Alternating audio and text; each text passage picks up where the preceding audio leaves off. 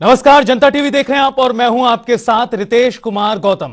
और छोटा चुनाव बड़ा दाव। जी हां, उत्तर प्रदेश के सीएम योगी आदित्यनाथ अपने एक दिवसीय दौरे पर रायबरेली और उन्नाव पहुंचे, जहां मुख्यमंत्री योगी का जोरदार स्वागत हुआ। और इस दौरान मुख्यमंत्री योगी आदित्यनाथ ने विशाल जनसभा को भी संबोधित किया और नगर निकाय के चुनाव में भारतीय जनता पार्टी के प्रत्याशियों को भारी मतों से जिताने की जनता से अपील की।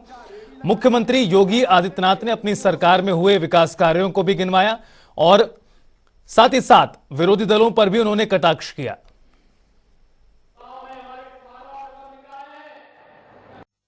रायबरेली के अंदर नगर निकाय चुनाव के लिए अपील करने के लिए मैं आया हूं। जैसे डबल इंजन सरकार के कारण आज ये परिवर्तन देखने को मिल रहा है, भाइयों बहनों, ऐसे ही डबल इंजन सरकार का कारण है डबल स्पीड और बुलेट स्पीड की तर्ज पर आज आपको विकास दिखाई देता है।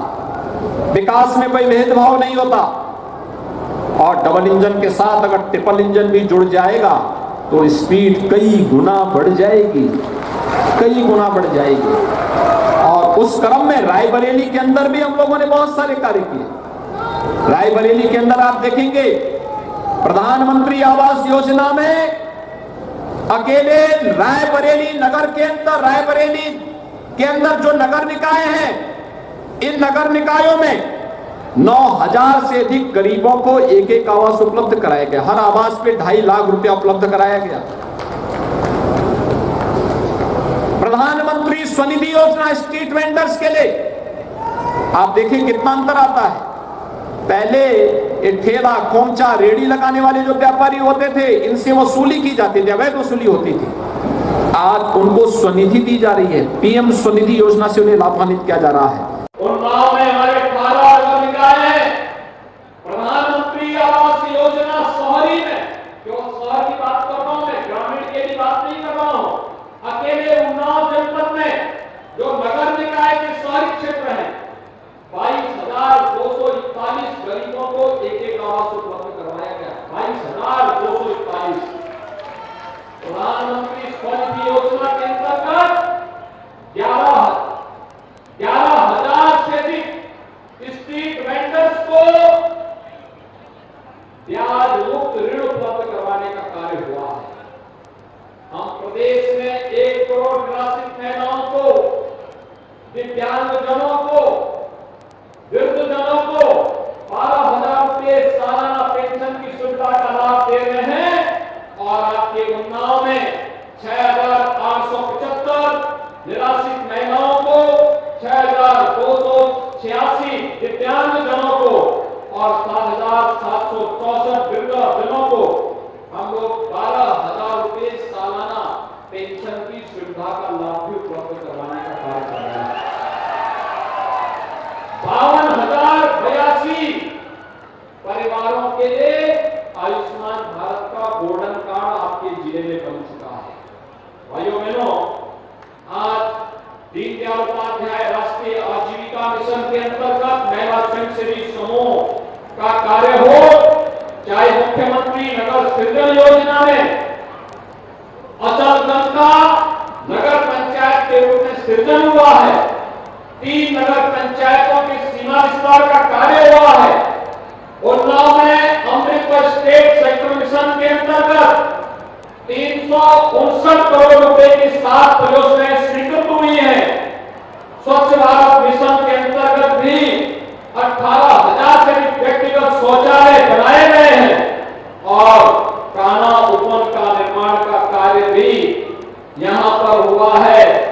14 नगर निकायों में अंत्येष्टि स्थल के निर्माण का कार्य और 5 नगर निकायों में पंडित दीनदयाल उपाध्याय नगर पंचायत योजना में इन्हें आदर्श नगर पंचायत के रूप में घोषित करते हुए कार्यक्रम आगे बढ़े हैं।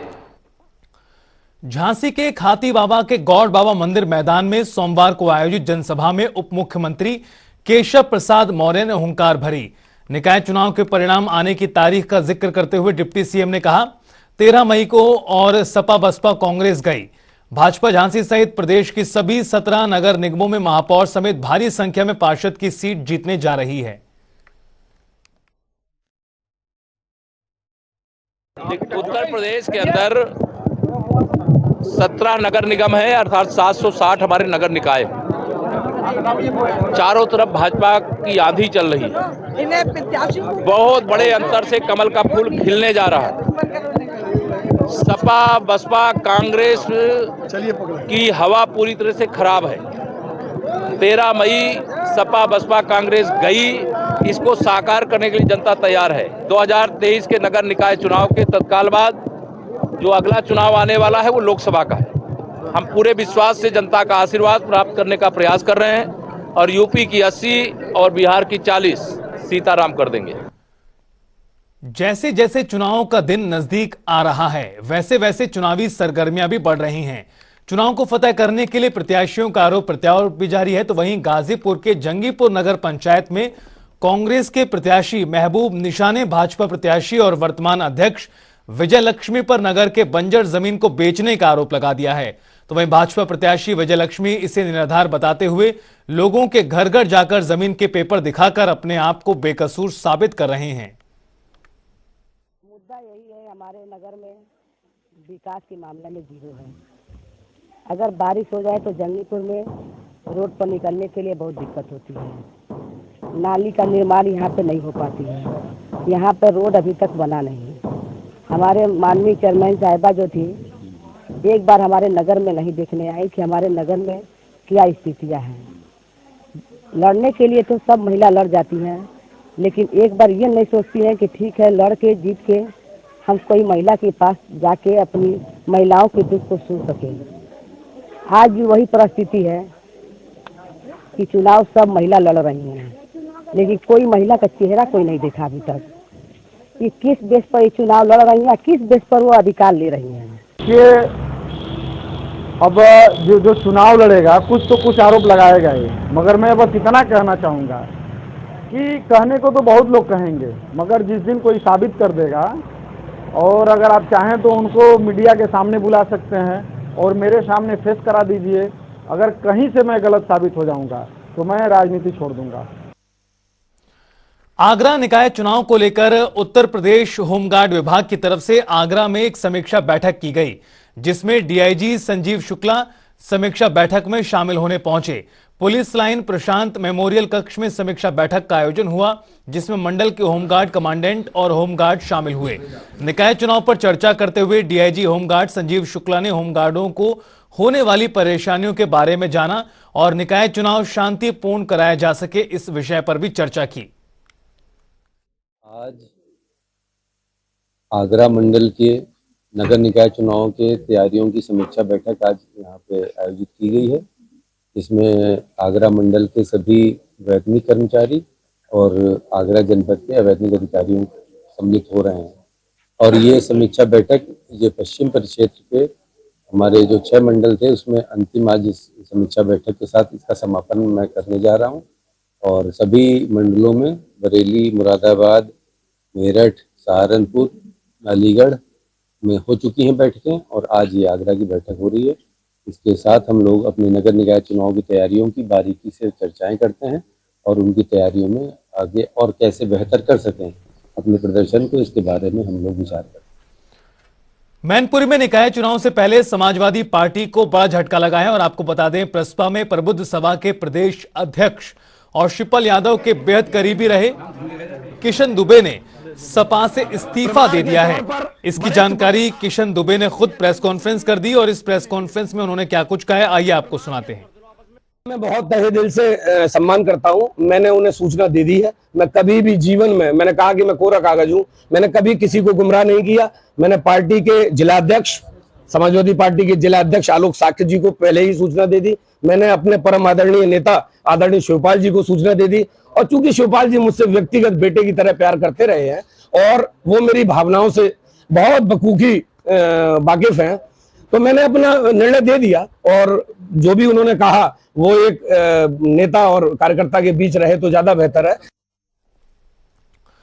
मुरादाबाद से सपा विधायक और बड़े मीट कारोबारी हाजी नासिर कुरैशी की भड़काऊ और आपत्तिजनक बयानबाजी सामने आई है।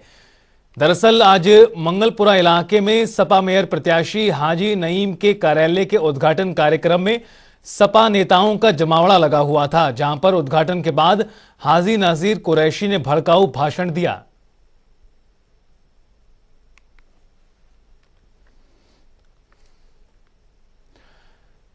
यूपी बोर्ड के 10वीं और 12वीं की परीक्षा देने वाले छात्र छात्राओं का इंतजार आखिरकार खत्म हुआ। यूपी बोर्ड हाई स्कूल और इंटरमीडिएट 2023 का रिजल्ट आज घोषित हो गया।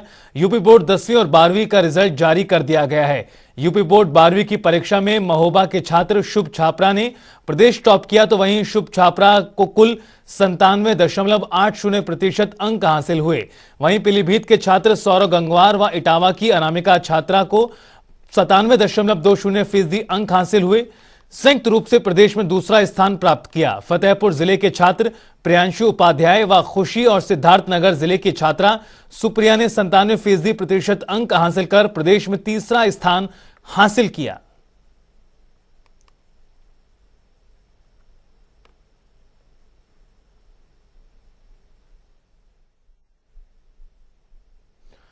तो अलग अलग जगहों की तस्वीरें आपको दिखा रहे हैं। दरअसल लंबे समय से इंतजार किया जा रहा था 10वीं और 12वीं की परीक्षाओं के परिणाम का, जिन्हें आज दोपहर घोषित कर दिया गया। और किस तरह से जो छात्र इंतजार कर रहे थे रिजल्ट जारी होने का, रिजल्ट सामने आने के बाद किस तरह की खुशी बच्चों में, परिजनों में है, वो आपको इन तस्वीरों के माध्यम से दिखाने का प्रयास। अमेठी, अयोध्या, आजमगढ़, झांसी, महोबा और मथुरा की तस्वीरें आपकी टेलीविजन स्क्रीन पर।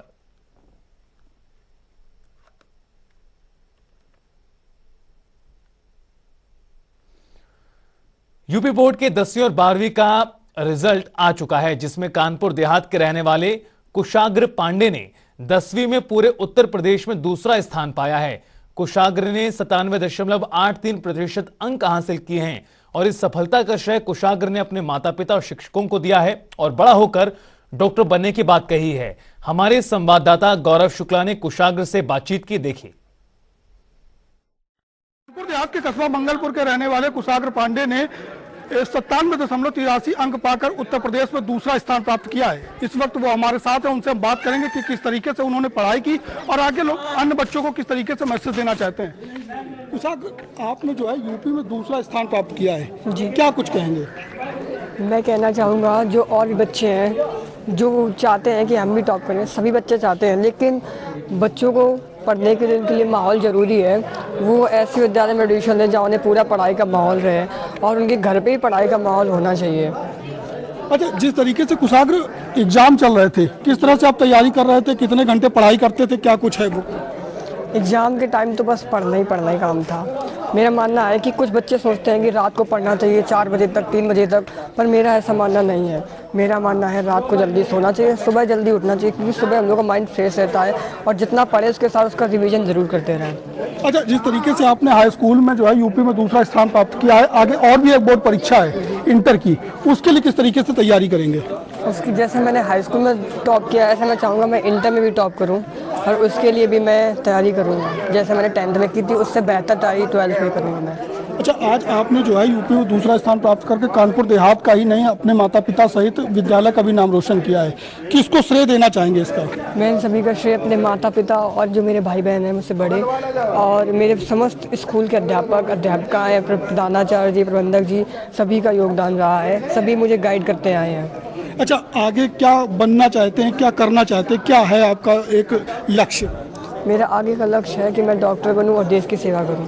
अच्छा, तमाम और भी क्षेत्र हैं, यूपीएससी की तैयारी की बात की जाए, सिविल सर्विसेज की तैयारी की जाए, डॉक्टर बनने का उद्देश्य क्यों, क्या, कहाँ से क्या सीखा? मैंने कोविड में देखा था कि काफ़ी लोग मर रहे थे, उनके पास इतना पैसा नहीं था कि वो बचा पाए जाने, तो इस तब से मुझे और लगने लगा कि मैं डॉक्टर बने। तो ये थे हमारे साथ कुशाग्र पांडे, जिन्होंने उत्तर प्रदेश में दूसरा स्थान प्राप्त किया और उन्होंने कहा कि पढ़ लिख करके वो डॉक्टर बनना चाहते हैं, क्योंकि कोविड जैसी महामारी के बीच उन्होंने कई लोगों को मरते हुए देखा, उनके परिवार को बिखरते हुए देखा है। तो कहीं ना कहीं आगे बढ़ करके जो है डॉक्टर बनेंगे और देश का नाम जरूर रोशन करेंगे। कानपुर देहात से गौरव शुक्ला, जनता टीवी। भारतीय कुश्ती महासंघ प्रमुख बृजभूषण शरण सिंह के खिलाफ जंतर मंतर पर धरने पर बैठी महिला पहलवानों की याचिका पर सुप्रीम कोर्ट शुक्रवार को सुनवाई करेगा। महिला पहलवानों ने भाजपा सांसद और डब्ल्यूएफआई के अध्यक्ष बृजभूषण शरण सिंह के खिलाफ एफआईआर दर्ज कराने की मांग को लेकर सुप्रीम कोर्ट से गुहार लगाई थी। पहलवान विनेश फोगाट समेत 7 महिला पहलवानों ने 21 अप्रैल को कनॉट प्लेस थाने में शिकायत दी थी, लेकिन इसके आधार पर एक्शन नहीं लिया गया। उत्तर प्रदेश के औद्योगिक विकास एवं संसदीय कार्य राज्य मंत्री जसवंत सिंह सैनी सहारनपुर पहुंचे, जहां उन्होंने कहा कि केंद्र और राज्य सरकार प्रदेश में जन कल्याणकारी योजनाएं चला रही है, जिसके चलते अब प्रदेश में ट्रिपल इंजन की सरकार बनने जा रही है। और इसके साथ ही सैनी ने भाजपा उम्मीदवारों के पक्ष में चुनाव प्रचार करते हुए कहा, इस बार हम मेयर सहित सभी सीटें जीतेंगे।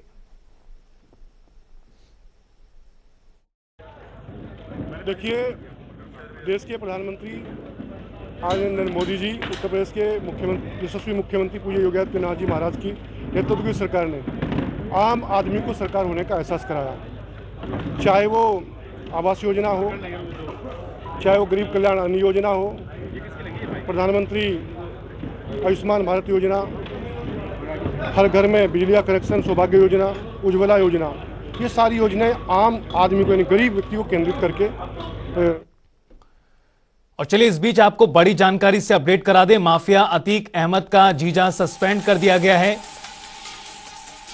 माफिया अतीक अहमद के जीजा को सस्पेंड किया गया है। अतीक का जीजा स्वास्थ्य विभाग में डॉक्टर था, जिसे सस्पेंड कर दिया गया है। गुड्डू मुस्लिम को अपने घर में पनाह दी थी और इसी के चलते कार्रवाई की गई है। सीएमओ की रिपोर्ट पर शासन ने की है ये बड़ी कार्रवाई। प्रयागराज पुलिस ने अतीक के जीजा को भेजा है जेल। तो बड़ी जानकारी सामने आ रही, डिप्टी सीएम ब्रजेश पाठक के निर्देश पर यह पूरी कार्रवाई अमल में लाई गई है। माफिया अतीक का जीजा है डॉक्टर अखलाक, माफिया अतीक अहमद का जीजा सस्पेंड कर दिया गया। इतना ही नहीं, जेल भी भेज दिया गया है। डिप्टी सीएम के निर्देश के बाद यह कार्रवाई की गई है। प्रयागराज में अतीक के कार्यालय में खून के निशान मिलने से जुड़ी एक और खबर सामने आई है। खबर है कि अतीक के कार्यालय में दूसरे दिन भी पुलिस का सर्च ऑपरेशन जारी रहा है, जिसमें अब पुलिस ने बैरिकेडिंग कर दी है और इस दौरान एसीपी सत्येंद्र तिवारी समेत कई थानों की फोर्स मौके पर मौजूद रही। वहीं सूत्रों के अनुसार कई लोगों को पुलिस हिरासत में लेकर पूछताछ की जा रही है। तो आपको बताऊं कि सालों साल यहाँ पर यह महत्वपूर्ण तिराहा हुआ करता है करबला, और कौसाम्बी जाने का भी ये मुख्य मार्ग है। तो हम लोग की ये रूटीन प्रक्रिया है कि हम लोग चेकिंग करते रहते हैं। यहाँ पर जब से मैं तैनात हूँ, लगभग 2 साल होने जा रहा है, लगातार यहाँ पर पुलिस बल रहती है। पुलिस की सक्रियता बढ़ने की कोई ऐसी अलग से वजह नहीं है, और जब से यह प्रकरण आया है तब से नो डाउट थोड़ी सक्रियता के साथ इसको देखा जा रहा है। लेकिन मैं साथ साथ यह भी कहूँगा कि मीडिया की सक्रियता भी बहुत ज़्यादा बढ़ी है, तो हमें भी स्पष्ट करने के लिए, सही तथ्यों को आपके सामने लाने के लिए हमें भी सक्रिय होना पड़ रहा है। माफिया अतीक अहमद और उसके भाई अशरफ के आईएसआई कनेक्शन पर बड़ा खुलासा हुआ है, जिसमें पता लगा है कि दोनों आईएसआई की मदद करते थे। अशरफ ने पासपोर्ट अधिकारी को पत्र लिखकर जीशान कमर को जानने और पासपोर्ट बनाने की बात लिखी थी। अशरफ ने अपने लेटर हेड पर जो पत्र पासपोर्ट अधिकारी को भेजा था, उसमें जीशान कमर को भली भांति जानने की बात कही गई थी। यह पत्र जनवरी 2017 का है।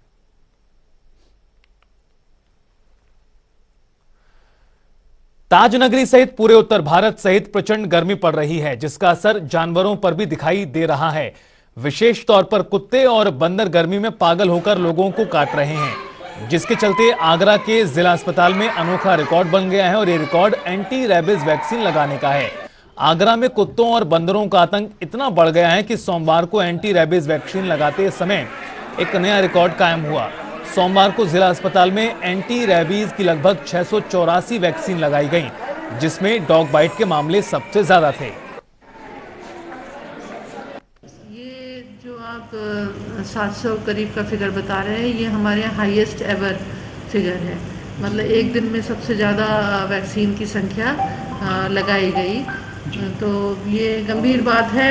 इसमें कोई हम काफ़ी गंभीर विषय है। इसमें 97% करीब कुत्ते काटने से होते हैं और 3 से 4% करीब मंकी बाइट के होते हैं। तो ये गंभीर मामला है। उत्तर भारत में तेजी के साथ गर्मी बढ़ रही है और तापमान 40 के पार पहुंच चुका है और इस तापमान का असर जीव जंतुओं पर भी पड़ रहा है। यही कारण है कि ताजनगरी आगरा के जिला अस्पताल में 684 लोगों को कल वैक्सीनेट किया गया, जिसके कारण यहाँ पर भीड़ भी बहुत दिखाई दे रही है। और आप देखिए, अब यहाँ पर ये जिला अस्पताल के अंदर मरीजों को इंजेक्शन लगाने का सिलसिला लगातार जारी है। हमारे साथ चिकित्सक भी हैं और उनसे सीधे बात है, आखिर क्या कारण है कि जानवर एकदम आक्रामक रूप अख्तियार रखती हुई। डॉक्टर साहब, किस तरीके से क्या करना है कि जिला अस्पताल का एक रिपोर्ट टूट गया है कि 684 लोगों को इंजेक्शन किया गया, क्या मानते हैं कारण? इसमें ऐसा है कि अभी गर्मी की वजह से जितने भी एनिमल्स हैं वो अग्रेसिव हो गए, है ना, अग्रेसिव हो जाते हैं। कुछ एक के बच्चे भी हैं अभी जी, तो बच्चों से जनरली बच्चे खेलते हैं जी, बड़ों की अग्रेसिवनेस की वजह से जी ये बाइट ज़्यादा बढ़ रहे हैं जी। तो किसको जिम्मेदार मानते? नगर निगम कहीं ना कहीं आवारा कुत्ते हैं, आवारा कुत्तों की जिम्मेदारी है।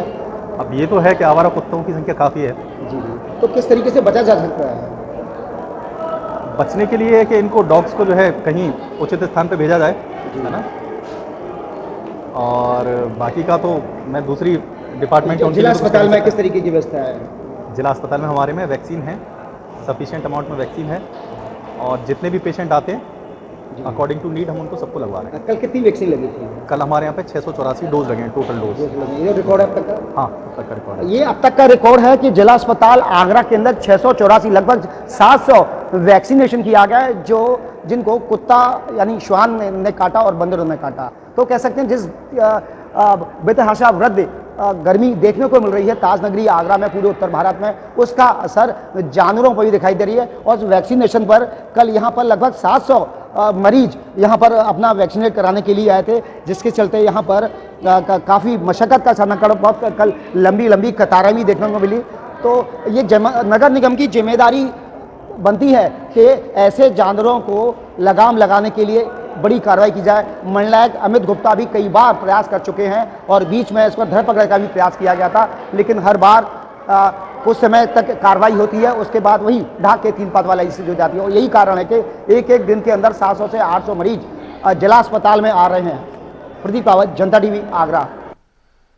बाराबंकी के तौहीद अहमद ने अपनी लगन और जज्बे से बड़ा कारनामा किया है। तौहीद ने वर्ल्ड ट्रांसप्लांट ओलंपिक में ब्रॉन्ज मेडल जीतकर देश का नाम रोशन किया। तौहीद ने किडनी ट्रांसप्लांट कराने के बाद यह महारत हासिल की है। उन्होंने बैडमिंटन में यह सफलता हासिल की। तौहीद के मुताबिक इस वर्ल्ड ट्रांसप्लांट ओलंपिक गेम में करीब 25 देशों ने भाग लिया था, जिसमें इन 25 देशों के खिलाड़ियों से मुकाबला कर उन्होंने यह ब्रॉन्ज हासिल किया। फिलहाल वो 2025 में जर्मनी में होने वाले वर्ल्ड ट्रांसप्लांट ओलंपिक गेम की शुरुआत कर रहे हैं। अभी मैं ऑस्ट्रेलिया पर्थ गया था खेलने, वहाँ पे वर्ल्ड ट्रांसप्लांट ओलंपिक गेम हो रहा था, जिसमें मैंने ब्रॉन्ज मेडल जीता है।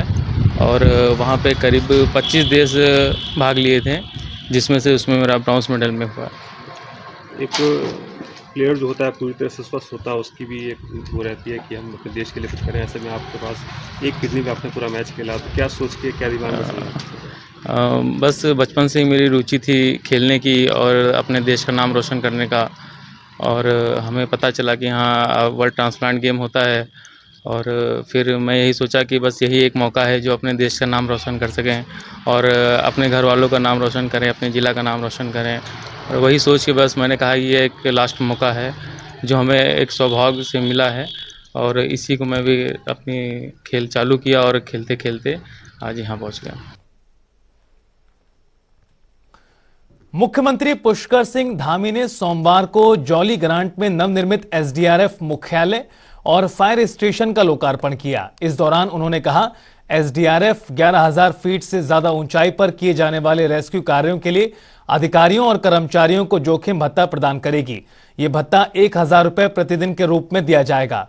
तो वहीं भाजपा प्रदेश प्रवक्ता नवीन ठाकुर का कहना है कि प्रदेश के मुख्यमंत्री धामी किस सिद्धांत के साथ सैन्य और अर्धसैनिक बल का ख्याल रखते हैं, ये इस बात का प्रमाण है।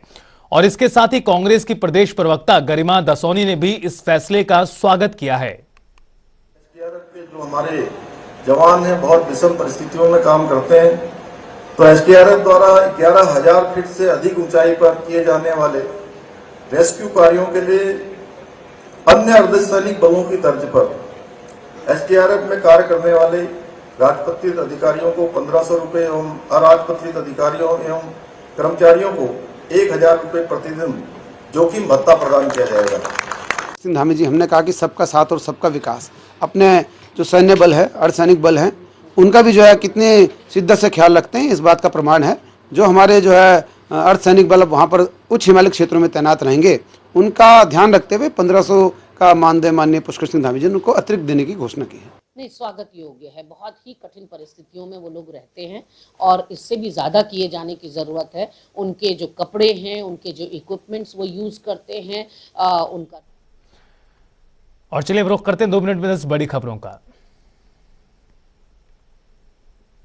बलिया जिलाधिकारी ने मनियर ब्लॉक के जिगीर सिंह गांव के गौशाला का किया निरीक्षण। पशुओं की रखरखाव की देखी व्यवस्था, अच्छी व्यवस्था देख बीडीओ और प्रधान को दी बधाई।